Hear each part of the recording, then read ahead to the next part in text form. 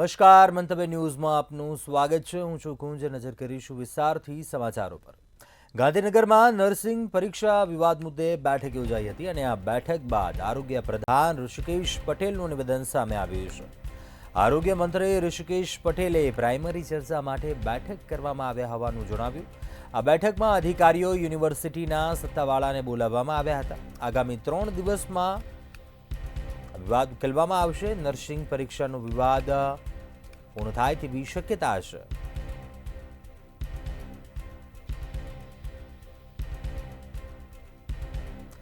સરકાર વિદ્યાર્થીઓના હિતમાં નિર્ણય લેશે તેમ જણાવ્યું હતું। આરોગ્ય પ્રધાનનું નિવેદન મેરિટવાળા વિદ્યાર્થીઓને પણ અન્યાય નહીં થાય તેમ જણાવ્યું હતું। નર્સિંગ પરીક્ષા વિવાદ મુદ્દે બેઠક મળી હતી અને બેઠક બાદ આરોગ્ય પ્રધાનનું નિવેદન સામે આવ્યું હતું કે 3 દિવસની અંદર જ આ સમગ્ર વિવાદ છે તે ઉકેલવામાં આવશે। ગુજરાત સરકારે નર્સિંગની જે પરીક્ષા લીધી તેની અંદર વિવાદ ઉભો થયો છે। જો કે વિવાદના મુદ્દે છેલ્લા 2 દિવસથી આરોગ્ય વિભાગ બેઠકોનો દોર શરૂ કરી રહ્યો છે। ગઈકાલે જીટીયુના રજિસ્ટ્રારની હાજરીમાં આરોગ્ય કમિશનરે એક બેઠક બોલાવી હતી। ત્યારબાદ આજે આરોગ્ય મંત્રી ઋષિકેશભાઈ પટેલે જીટીયુના અધિકારીઓ તેમજ આરોગ્ય વિભાગના ઉચ્ચ અધિકારીઓ સાથે મહત્વની બેઠક લીધી છે। બેઠકના અંતે ઋષિકેશભાઈ પટેલે એવું આશ્વાસન આપ્યું હતું કે 2 કે 3 દિવસની અંદર આ સમગ્ર બાબતે મહત્વનો નિર્ણય લેવામાં આવશે। એટલું જ નહીં, વિદ્યાર્થીઓના હિતમાં નિર્ણય લેવામાં આવશે। જોકે નર્સિંગની જે પરીક્ષા લેવામાં આવી તેમાં કેવા પ્રકારની ઉત્તરવહી હતી, કયા પ્રશ્નો હતા, 90 જેટલા સેન્ટરોમાં કેવા પ્રકારના માર્ક્સ મૂકવામાં આવ્યા, શું કાર્યવાહી કરી, તે તમામ વિગતોની લંબાણપૂર્વક બેઠકની અંદર ચર્ચા થઈ હતી। જોકે ઋષિકેશભાઈ પટેલે તમામ બેઠકનો જે સાર આવ્યો અને જે ચર્ચા થઈ તેના બાબતે મીડિયા પ્રતિક્રિયામાં એમ કહ્યું હતું કે આવનાર 2 કે 3 દિવસમાં વિદ્યાર્થીઓના હિતમાં સરકાર નિર્ણય કરશે અને આ બાબતે શું ઘટના બની છે તે અંગે સાચી ખોટી હકીકતો બહાર લાવશે અને વિદ્યાર્થીઓના હિતમાં ટૂંક સમયમાં જ સરકાર નિર્ણય કરશે તેવું આશ્વાસન આપવામાં આવ્યું હતું। તો ગાંધીનગરમાં નર્સિંગ પરીક્ષા વિવાદ મુદ્દે બેઠક મળી હતી અને બેઠક બાદ નિવેદન પણ સામે આવ્યું છે। મંત્રી ઋષિકેશ પટેલે આ મુદ્દે નિવેદન આપ્યું છે કે વિદ્યાર્થીઓના હિતમાં સરકાર ઝડપથી નિર્ણય લેશે। તમામ મુદ્દાઓને લઈને આ બેઠકમાં ચર્ચા થઈ હતી કે મેરિટવાળા વિદ્યાર્થીઓને અન્યાય નહીં થાય અને 3 દિવસમાં જ આ સમગ્ર મામલો છે નર્સિંગ પરીક્ષા વિવાદનો ઉકેલ લાવશે તેમ જણાવ્યું।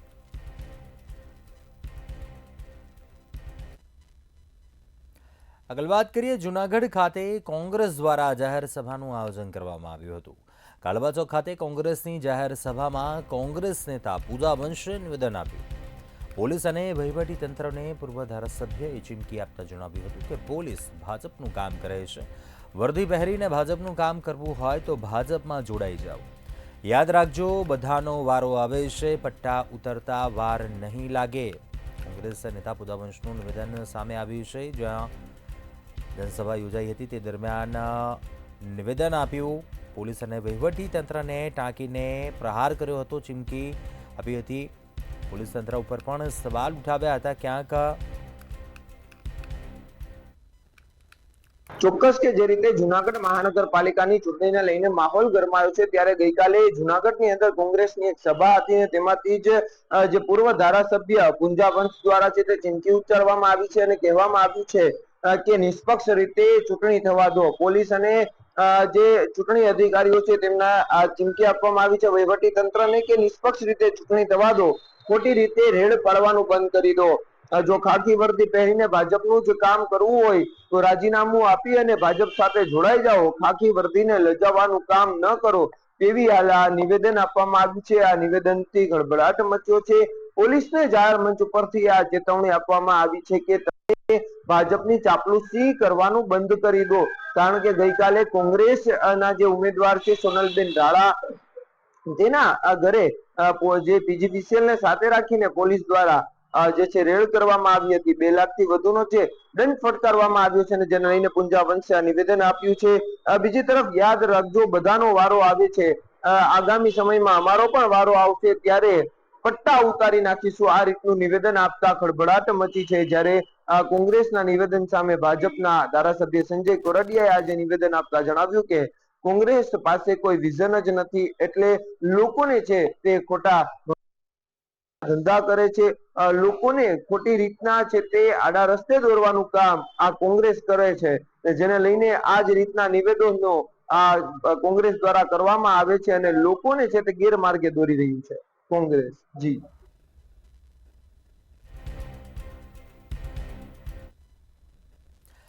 અમદાવાદમાં પરિણીતાએ 3 સંતાનો સાથે ઝેરી દવા પીધી હોવાની ઘટના સામે આવી. ઝેરી દવા પીધા બાદ માતા અને પુત્રનું મોત થયું, જ્યારે અન્ય 2 બાળકીઓ હોસ્પિટલમાં સારવાર હેઠળ છે.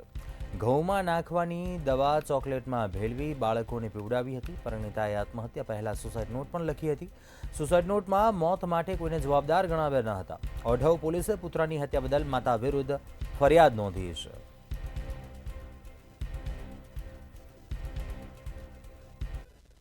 જી બિલકુલથી જો વાત કરવામાં આવે તો ઓઢવ વિસ્તારની અંદર પરિણીતા દ્વારા પોતાના પુત્ર અને પુત્રી સાથે જે આપઘાત છે તે આપઘાત કરી લેવાનો પ્રયત્ન છે તે કરવામાં આવ્યો હતો. જો વાત કરવામાં આવે તો ઘઉંની અંદર જે કેમિકલ દવા નાખવામાં આવે છે તે દવા જે પાણીની અંદર નાખીને જે બાળકો છે તે બાળકોને પીવડાવી દીધી હતી. ત્યારબાદ જે પરિણીતા છે તે પરિણીતા દ્વારા પોતે પણ જે દવા છે તે દવા પી લીધી હતી.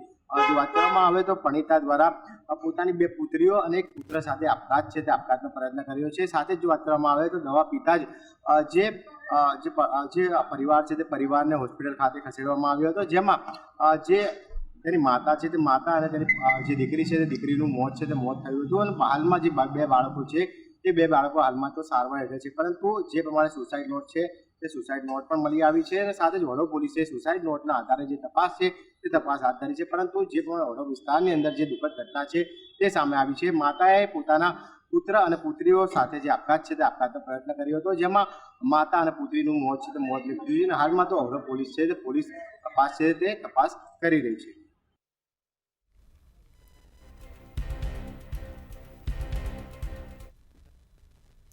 આગળ વાત કરીએ સુરતની ઘટનાની. સુરતમાં ગટરમાં પડ્યા બાદ 2 વર્ષના કેદારના મોતને લઈને ચકચાર મચી ગઈ હતી. જોકે કેદારના મોત બાદ પણ તંત્ર હજુ પણ અધિકારીઓને બચાવવામાં લાગ્યું છે. પોલીસે મનપાને રિમાઇન્ડર લેટર લખીને વિગતો રજૂ કરવા જણાવ્યું છે. 8 દિવસ વીત્યા છતાં પણ પોલીસે માંગેલી વિગત સુરત મનપાએ આપી નથી.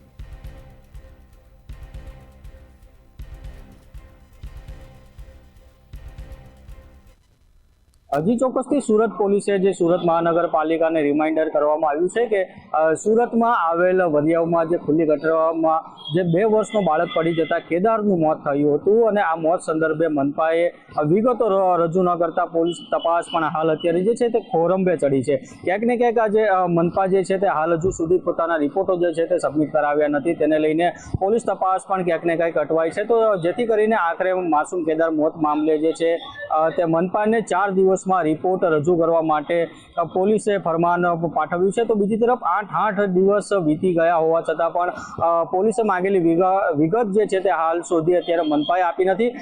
જેથી કરીને આ મામલે ક્યાંક ને ક્યાંક કર્મચારી અધિકારી કે તેમજ કોને બલીનો બકરો બનાવવો તેમજ હાલ અત્યારે મનપા વિચારી રહી છે. તો બીજી તરફ આ મુદ્દે તંત્ર અલગ અલગ તેનો પોતાના અઢળમાં જોવા મળી રહી છે. તેમજ સમગ્ર મામલે કોને બચાવવો તે પણ હાલ અત્યારે તંત્ર જે છે તે આ અંગે મૂંઝવણમાં પડ્યું છે.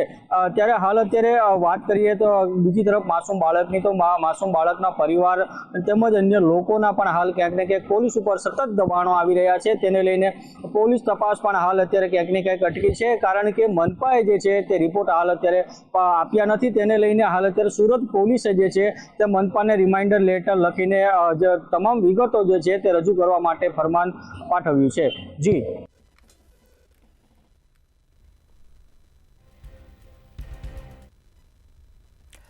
ભાવનગરના મહુવામાં ડુંગળીના વેપારી સાથે ₹6.96 લાખની છેતરપિંડી કરવામાં આવી હતી. મહુવાની પેઢીના નામે ખોટું લીટર પેડ અને બિલ બનાવીને ઠગાઈ કરવામાં આવી હતી. ફોન ઉપર ઓર્ડર મેળવી વેપારીએ જયપુર માલ મોકલ્યો હતો. ખોટા લેટર પેડ અને બિલ પર ગઠિયાએ બારોબાર પેમેન્ટ ઉઘરાવી લીધું હતું. જયપુરના વેપારી પાસેથી રોકડ તેમજ આંગડિયા મારફતે રૂપિયા લઈ લીધા હતા. જ્યારે વેપારી નૈતિક દોષીની છેતરપિંડી થયા હોવાનું ધ્યાને આવતા મહુવા પોલીસમાં ઠગ વિરુદ્ધ ફરિયાદ નોંધાવી છે.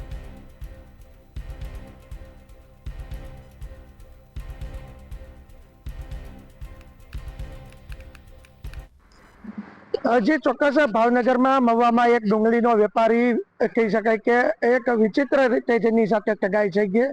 સમગ્ર જે ફરિયાદ છે તે ભાવનગરના મહુવા પોલીસ સ્ટેશનમાં નોંધાણી છે, જેની અંદર નૈતિક દોશી નામના જે વેપારી છે ડુંગળીના, અને ભાવનગર મહુવાના મુખ્ય બજારમાં તેમનું ગોદામ અને માર્કેટિંગ યાર્ડમાં પણ તેમનો બિઝનેસ ચાલુ છે. તેમને ફરિયાદમાં જે રીતના નોંધાયું છે કે ગત તારીખ 15/1ના રોજ તેમને રાજસ્થાનના જયપુર ખાતેથી ચારભુજા આલુ ભંડાર નામની જે એજન્સી છે તેમના માલિક દ્વારા ડુંગળીનો સોદો કરવા માટે ફોન કરવામાં આવ્યો હતો. ત્યારબાદ નૈતિકભાઈ દ્વારા આ જે એજન્સી છે તેની ખરાઈ કરી હતી, અને ત્યારબાદ આ જે ડુંગળીનો સોદો છે તે કરવામાં આવ્યો હતો. 34 કિલો 790 ગ્રામ 90 કિલો ડુંગળીનો જે છે તે નક્કી થઈ હતી, જેની કિંમત 6,96,000 રૂપિયા જેની કિંમત થાય છે. સમગ્ર જે સોદો છે તે પડ્યા બાદ 18 તારીખના રોજ ભાવનગરથી ડુંગળીનો જથ્થો છે તે ટ્રાન્સપોર્ટ મારફતે જયપુર પહોંચ્યો હતો. જયપુર જે ચારભુજા આલુ ભંડાર છે ત્યાં આગળ આ જથ્થો ઉતારવામાં આવ્યો, પરંતુ જ્યારે પેમેન્ટની વાત આવી ત્યારે જે ચારભુજા આલુ ભંડારના જે વેપારી છે તેમના દ્વારા કહેવામાં આવ્યું હતું કે જે પેમેન્ટ છે તે મારે થઈ ગયું છે. ત્યારબાદ નૈતિકભાઈએ જે રીતના તપાસ હાથ ધરી તેની અંદર એવું સામે આવ્યું હતું કે 2 લાખ રૂપિયા એક શખ્સ છે તે ચારભુજા આલુ ભંડાર ત્યાંથી રોકડ રૂપિયા લઈ ગયો હતો, અને ત્યારબાદ જે બાકીની 4,96,000 રકમ છે તે ભાવનગર આંગડિયા પેટીમાં ટ્રાન્સફર કરાવવાનું કીધું હતું, અને આ આંગડિયા પેટીમાં ટ્રાન્સફર થયા બાદ ફરી એક વખત એની રકમ ભાવનગરથી અન્ય જગ્યાએ આ રકમ છે અન્ય આંગડિયામાં ટ્રાન્સફર કરાવવામાં આવી હતી. સમગ્ર જે ઠગાઈ છે તેની અંદર નૈતિક ટ્રેડર્સના જે ડુપ્લિકેટ બિલ અને દસ્તાવેજો છે તે ચારભુજાની અંદર રજૂ કરવામાં આવ્યા હતા, અને સમગ્ર જે ઠગાઈ છે તે આચરવામાં આવી હતી. હાલ તો ઠગાઈને લઈને જે વેપારી છે તેમના દ્વારા મહુવા પોલીસ સ્ટેશનમાં ફરિયાદ નોંધાવવામાં આવી છે. હાલ મહુવા પોલીસે અજાણ્યા શખ્સ વિરુદ્ધ ફરિયાદ નોંધીને વધુ તપાસ હાથ ધરી છે. જી.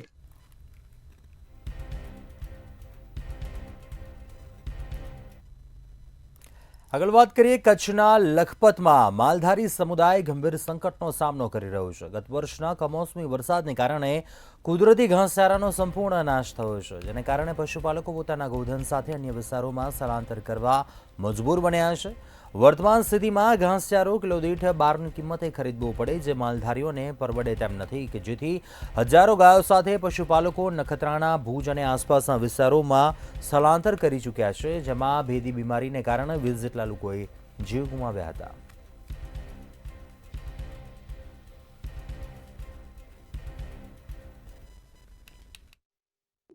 કચ્છના છેવાડે આવેલા લખપત તાલુકામાં કહી શકાય કે જે થોડો સમય પહેલાં જે કમોસમી વરસાદ થયો હતો, જેનામાં ક્યાંક ને ક્યાંક માલધારીઓ ઉપર સંકટ મંડાયો હોય તેવું સામે આવી રહ્યું છે. મહત્ત્વની બાબત છે કે હાલ જે માલધારીઓ છે તે ક્યાંક ને ક્યાંક હિજરત કરવા માટે મજબૂર બન્યા હોય તેવું સામે આવી રહ્યું છે, કારણ કે જે રીતના હાલ જે ઘાસચારાની અછત સર્જાઈ છે, જેના કારણે ક્યાંક ને ક્યાંક માલધારીઓને હાલ જે ભાવ છે તે પોસાય તેમ નથી, કારણ કે જે રીતના ઘાસચારાના કિલોના દીઠ 10 રૂપિયા અને 2 રૂપિયા જે કહી શકાય કે જે પરિવહન ખર્ચ છે, તો કઈ ટોટલ 12 રૂપિયા જેટલો ખર્ચ છે તે માલધારીઓ હાલ ભોગવી ન શકે તેમ છે. તેમ છતાંય કેટલો જે આ ઘાસચારો છે જે કહી શકાય કમોસમી વરસાદના કારણે નુકસાન પામ્યો હતો, જેમાં ક્યાંક ને ક્યાંક આ જે માલધારીઓ છે તે અત્યારે હાલ ઘાસચારા માટે ચિંતિત થયા છે, અને જે સ્વૈચ્છિક સંસ્થાઓ છે તેમને પણ મદદ માટે આગળ આવવા માટે પણ અનુરોધ કરી રહ્યા છે. મહત્વની બાબત છે કે જે કચ્છના છેવાડા લખપત તાલુકામાં આવેલ જે ચામડાવાડ છે, ખાબેડ છે અને બરંદા જેવા વિસ્તાર છે, તેમાં માલધારીઓ છે તે ઘાસચારાને લઈને મુશ્કેલી અનુભવી રહ્યા છે. જી.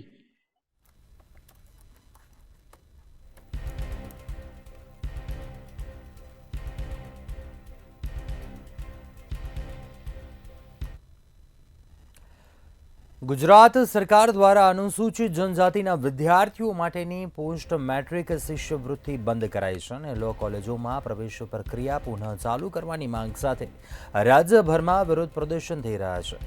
રાજકોટ, સુરત, વડોદરા સહિત રાજ્યભરમાં એબીવીપી દ્વારા SC/ST વિદ્યાર્થીઓને સ્કોલરશીપ ન મળતા વિરોધ નોંધાવવામાં આવી રહ્યો છે. ભાજપની વિદ્યાર્થી પાંખ દ્વારા રોડ રસ્તા ચક્કાજામ કરી, પૂતળું બાળી સૂત્રોચ્ચાર કરી સરકારનો વિરોધ નોંધાવવામાં આવી રહ્યો છે. પોલીસે ઘટનાસ્થળે પહોંચી કાર્યકર્તાઓને વિરોધ નોંધાવતા અટકાવતા પોલીસ અને કાર્યકર્તાઓ વચ્ચે ઘર્ષણ સર્જાયું હતું.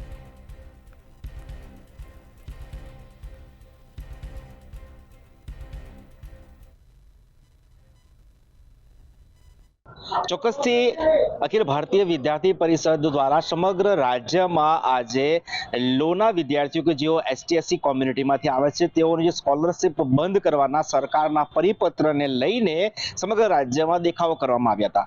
વડોદરા પણ તેમાંથી બાકાત રહ્યું નહોતું અને વડોદરાના ફતેગંજ વિસ્તારની અંદર ABVPના કાર્યકરો દ્વારા રોડ રસ્તાને જામ કરવામાં આવ્યા હતા. ચક્કા જામને પગલે ક્યાંક ને ક્યાંક વાહન વ્યવહાર પણ અટવાયો હતો. હાલાકી પોલીસે પૂરતા સમયની અંદર આવીને મોરચો સંભાળી લીધો હતો અને વાહન વ્યવહાર રાબેતા મુજબ કર્યો હતો. પરંતુ સૌથી મહત્વની વાત છે કે ABVP દ્વારા આ પ્રકારનું જે વિરોધ પ્રદર્શન કરવામાં આવ્યું છે તેમાં ક્યાંક ને ક્યાંક સરકાર દ્વારા જે જાહેર કરવામાં આવેલો એ પરિપત્ર છે. પરિપત્રની જો વાત કરીએ તો લો ફેકલ્ટીની અંદર અભ્યાસ કરતા વિદ્યાર્થીઓને શૈક્ષણિક વર્ષ દરમિયાન સ્કોલરશિપ આપવાની વાત હતી, જે વર્ષ 2024-25 બાદ હવે આ ST/SC કોમ્યુનિટીના વિદ્યાર્થીઓને આ સ્કોલરશિપ મળે નહીં અને તેને લઈને ક્યાંક ને ક્યાંક તેઓની આર્થિક સ્થિતિ જે નબળી હોય છે તે નબળી આર્થિક સ્થિતિની અંદર મોંઘી ફી ભરવાનો વારો આ વિદ્યાર્થીઓને આવ્યો છે. વર્ષ 2024-25 માટેની જે સ્કોલરશિપ નહીં આપવાનો સરકારનો જે નિર્ણય છે એ નિર્ણય ABVP એવું ઈચ્છે છે કે સરકાર પરત ખેંચે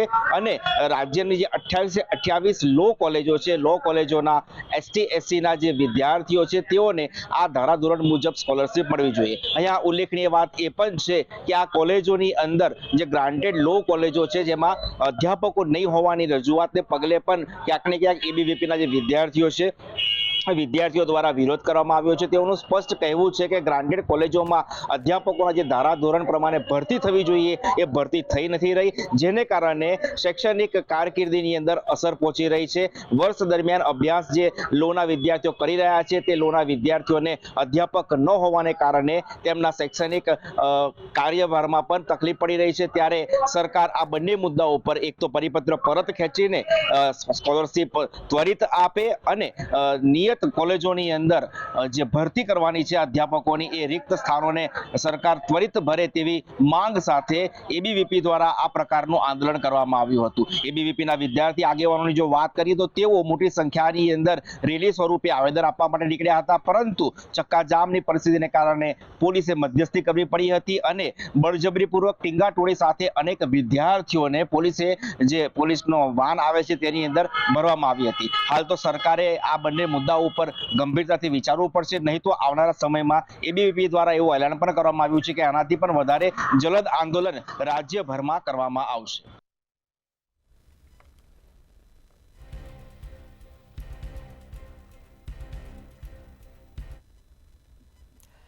રાજકોટમાં પ્રેમિકાની સગાઈ થતાં પ્રેમીએ પ્રેમિકા પર હુમલો કર્યો હતો. છેલ્લા 10 વર્ષથી વધુ સમયથી બંને વચ્ચે પ્રેમ સંબંધો હતા.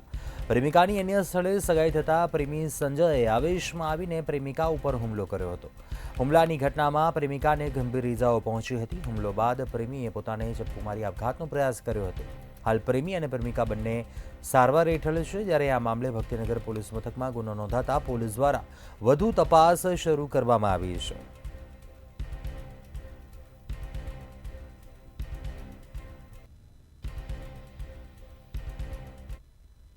રાજકોટના ભક્તિનગર પોલીસ સ્ટેશન વિસ્તારમાં પ્રેમીએ પ્રેમિકાને છરી વડે હુમલો કર્યો અને હાલ અત્યારે પ્રેમિકા છે તે સિવિલ હોસ્પિટલમાં ખસેડાઈ છે. ચોક્કસથી 10 વર્ષથી આ બંને પ્રેમી પ્રેમિકા વચ્ચે સંબંધ હતો અને ક્યાંક પ્રેમિકા દ્વારા અન્ય જગ્યાએ સગાઈ કરતા પ્રેમી આવેશમાં આવીને પ્રેમિકા ઉપર હુમલો કર્યો હતો અને ખાસ કરીને ત્યારબાદ પોતે ઝેરી દવા પીધી હતી. હાલ આ બંને પ્રેમી પ્રેમિકાઓ સિવિલ હોસ્પિટલમાં દાખલ છે અને ચોક્કસથી એવું કહી શકાય કે ફરી એક વખત ક્યાંક ને ક્યાંક પ્રેમમાં આવેશમાં આવીને પ્રેમીએ પ્રેમિકા ઉપર હુમલો કર્યો હતો અને ત્યારબાદ આપઘાતનો પ્રયાસ કર્યો હતો. હાલ આ મામલે ભક્તિનગર પોલીસ દ્વારા તપાસ છે તે શરૂ કરવામાં આવ્યું છે, કારણ કે લાંબા સમયથી એટલે કે અંદાજિત 10 વર્ષથી આ બંને વચ્ચે પ્રેમ સંબંધ હતો. ક્યાંક ને ક્યાંક પરિવારે આ બંનેનો પ્રેમ ન સ્વીકારતા પ્રેમિકાએ અન્ય જગ્યાએ સગાઈ કરતા પ્રેમી છે તે ઉશ્કેરાયો હતો અને ત્યારબાદ આ પ્રકારનો જે ઘાતક અનુભવ ક્યાંક ને ક્યાંક પ્રેમિકાને આપતા ચોક્કસથી હવે સમગ્ર મામલો છે તે હવે ભક્તિનગર પોલીસ સ્ટેશન સુધી પહોંચ્યો છે અને પોલીસ દ્વારા તપાસ છે તે શરૂ કરવામાં આવી છે.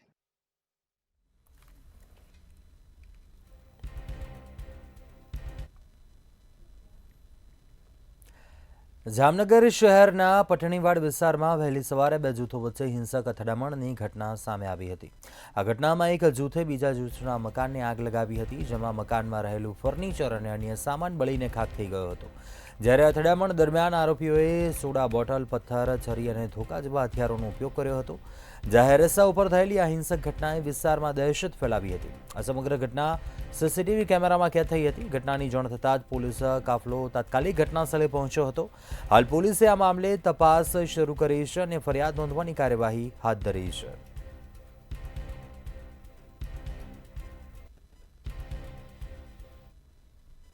જે ચોક્કસ વાત કરવામાં જામનગર શહેરની અંદર અવારનવાર જે જૂથ અથડામણના જે કિસ્સા બનતા હોય છે, તો ગત મોડી રાતના સમયે એક જે પટણીવાર વિસ્તાર છે જામનગર શહેરની અંદર જે તેમના જે પડોશી મિત્રો દ્વારા એકાએક જે જૂથ અથડામણનો જે કિસ્સો સામે આવ્યો હતો, એના ઘરની અંદર જઈને હાલ જે પર ખૂની હુમલો કરવાની પણ કોશિશ કરી હતી અને સોડા બાટલી સહિતના ધોકા સહિતના અનેક જે હથિયારો વડે તેમના ઘરમાં ઘૂસીને જે હુમલો કરવામાં આવ્યો હતો. અને હાલ ઘટના સ્થળે તાત્કાલિક પોલીસને પણ જાણ કરવામાં આવી અને જે હુમલાખોરો છે તાત્કાલિક તેમના ઘરને સળગાવી અને આગ પણ લગાવવાની પ્રયાસ કરવામાં આવ્યો હતો. અને હાલ અનેક આવા જે જૂથ અથડામણના કેસ બનતા હોય છે, તો સમગ્ર ઘટના અને જે પોલીસ મામલો જે સિટી એ ડિવિઝન પહોંચ્યો અને હાલ પોલીસ કાફલો છે તે ઘટના સ્થળે જઈને આગળની કાર્યવાહી કરવામાં આવી રહી છે.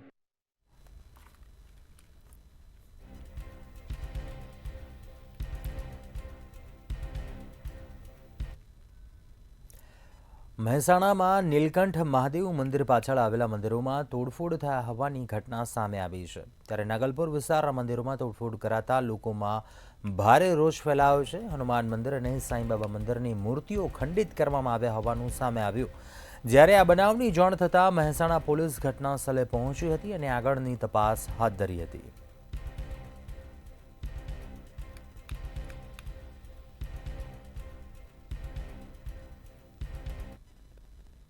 जी बिल्कुल जी, जो बात કરવામાં આવે તો મહેસાણાના લાગલપુર વિસ્તારની અંદર જે મંદિર છે તે મંદિરની અંદર જે મૂર્તિઓ છે તે મૂર્તિઓ તોડફોડની ઘટના છે તે ઘટના સામે આવી છે. સમગ્ર બનાવની જો વાત કરવામાં આવે તો અસામાજિક તત્વો દ્વારા જે મંદિરની અંદર જે મૂર્તિઓ છે તે મૂર્તિઓના હાલમાં તોડફોડ કરવામાં આવી છે. આથી સાથે જ વાત કરવામાં આવે તો જે પ્રમાણે નીલકંઠ મહાદેવની અંદર જે મૂર્તિઓ છે તે મૂર્તિઓને ખંડિત કરવામાં આવી હતી, જેના પગલે ક્યાંક ને ક્યાંક સ્થાનિકોમાં ખૂબ જ મોટો રોષ છે તે રોષ ભરાયેલો હોય તેવી વાત છે તે વાત સામે આવી છે. સમગ્ર મામલે મહેસાણા પોલીસ છે, મહેસાણા પોલીસ ઘટના સ્થળ પર પહોંચી છે અને હાલમાં તો તપાસનો ધમધમાટ શરૂ કરી દેવામાં આવ્યો છે.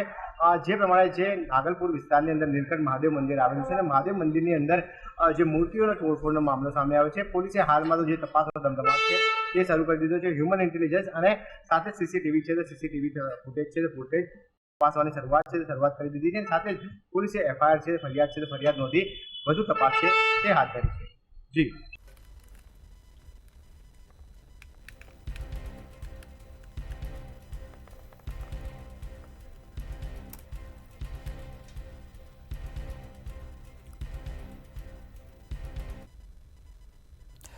આગળ વાત કરીશું. મહત્વપૂર્ણ સમાચાર સામે આવી રહ્યા છે બનાસકાંઠાથી, જ્યાં ભૂકંપના આંચકા અનુભવાયા છે. બનાસકાંઠા જિલ્લામાં ભૂકંપના આંચકા અનુભવાયા છે. ભૂકંપનું કેન્દ્રબિંદુ દાંતીવાડા તાલુકાનું ડેરી ગામ હોવાની વિગતો સામે આવી છે. રિક્ટર સ્કેલ પર ભૂકંપની તીવ્રતા 3.8 નોંધાઈ છે. દાંતીવાડા તાલુકામાં ભૂકંપના આંચકાને લઈને લોકોમાં પણ ભયનો માહોલ જોવા મળ્યો છે. ભૂકંપને લઈને અત્યાર સુધીમાં કોઈ જાનહાનિ કે નુકસાનીની વિગતો સામે નથી આવી. રાહતના સમાચાર એ છે, રાહતની વાત છે, જ્યારે પાલનપુરથી 34 કિલોમીટર ઉત્તર પશ્ચિમમાં ભૂકંપનું કેન્દ્રબિંદુ નોંધાયું છે. 3.3 કિલોમીટરની ઊંડાઈ પર ભૂકંપનું કેન્દ્રબિંદુ નોંધાયું છે. વધુ વિગતો સાથે સંવાદદાતા પ્રકાશ ત્રિવેદી ફોનલાઈન પર જોડાયા છે. પ્રકાશ, બનાસકાંઠામાં ભૂકંપના આંચકા અનુભવાયા છે. કયા વિસ્તારો સુધી ભૂકંપના આંચકા અનુભવાયા છે? લોકોમાં ડરનો માહોલ કેવા પ્રકારનો હાલ સ્થિતિ છે? શું વિગત? ચોક્કસથી જો વાત કરવામાં આવે તો બનાસકાંઠા જિલ્લામાં જે ભૂકંપના આંચકા સામે આવે છે, અહીંયા જો આંચકાની વાત કરવામાં આવે તો ધાનેરા અને દાંતીવાડા જે વિસ્તાર છે એ વિસ્તારમાં આંચકાનો અનુભવ થયો હતો. ભૂકંપનું કેન્દ્ર બિંદુ દાંતીવાડા તાલુકાના ડેરી ગામનું આસપાસ આવી રહ્યું છે. રિક્ટર સ્કેલની જો વાત કરવામાં આવે તો 3.8 જેટલી નોંધાઈ છે. દાંતીવાડા તાલુકામાં ભૂકંપના આંચકાને લઈને ક્યાંક ને ક્યાંક લોકોમાં પણ ભયભીતનો માહોલ જોવા મળ્યો હતો. ભૂકંપને લઈને અત્યાર સુધી કોઈ જાનહાનિ કે નુકસાનના સમાચાર સામે નથી આવ્યા. પાલનપુરથી 34 કિલોમીટર ઉત્તર પશ્ચિમમાં આજે ભૂકંપનું કેન્દ્ર બિંદુ નોંધાયું છે અને લગભગ 3.3 કિલોમીટરની ઊંડાઈ પર ભૂકંપનું કેન્દ્ર બિંદુ સામે આવ્યું છે. અહીંયા જો વાત કરવામાં આવે તો સરહદી જે ગામડાઓ છે, ગામડામાં ક્યાંક ને ક્યાંક લોકોમાં ભયનો માહોલ જોવા મળી રહ્યો હતો અને આ કારણે જ ક્યાંક ને ક્યાંક લોકો પણ ઘરની બહાર દોડી આવ્યા હતા. જી કુંજ. ચોક્કસથી પ્રકાશ, આભાર જાણકારી આપવા બદલ. 3.8ની તીવ્રતાનો ભૂકંપનો આંચકો અનુભવવા આવ્યો છે બનાસકાંઠામાં. દાંતીવાડા તાલુકા સહિત આસપાસના ગ્રામ્ય વિસ્તારો છે જ્યાં ભૂકંપના આંચકા અનુભવાયા છે. જોકે રાહતની વાત એ છે કે ત્યાર સુધી કોઈ જાનહાનિ કે નુકસાનીની વિગતો છે તે સામે નથી આવી.